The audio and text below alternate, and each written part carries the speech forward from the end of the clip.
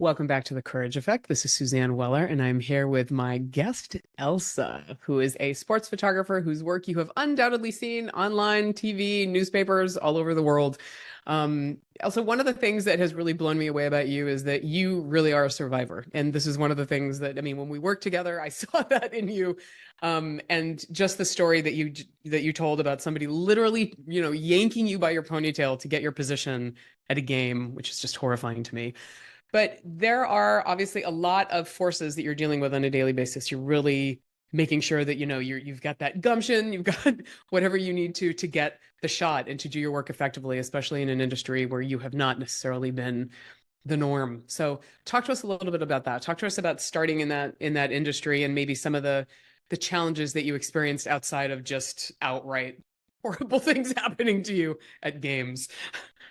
Well, I think, you can speak to any woman that is in a professional setting of any kind, any career path, and you run up against a different set of rules that are meant exclusively for you on what you can and can't do. And certainly when you're working in a sports venue, if there's not a lot of women around and, you become an easy target with other photographers, with security staff, because they feel like, oh, well, you're less than I am. So, I can target you. I can take my aggressions out on you. And so a way that I combated that in kind of the early age was I would kind of shrink myself and try and make myself less visible. And so by that, I meant, I wouldn't, not that I dressed really flashy anyway, but I certainly kind of channeled my inner 14-year-old skater, I guess, and was gray hoodies, jeans, just very, not, I didn't wear a lot of makeup anyway, but certainly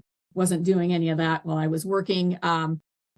Sneakers, just try to be as fly in the wall as possible. So if no one saw me, then no one would bother me. And that was a way of protecting myself from some kind of, harassment, I guess. And whether it was, from other photographers or other media members or just, support staff.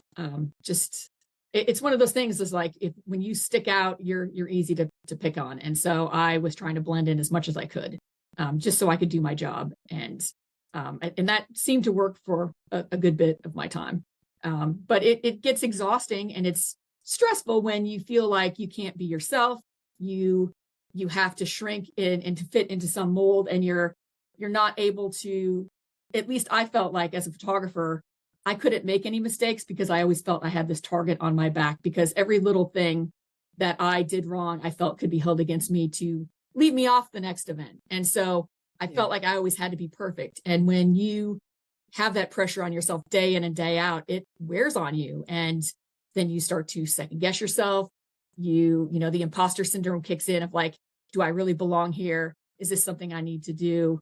And I got to tell you, I've nearly quit this job, this career path about 3 times. I could distinctly say 3 times where I was like, you know what, maybe this is not for me. And then I think about it and I was like, no, wait a second. Why do I have to quit something that I love just because somebody else has an issue with it? Just like, it's not on me to make them comfortable. And so I'm going to carry on and do what I love and go after those moments that I love to photograph. And I'm not going to let anyone tell me otherwise.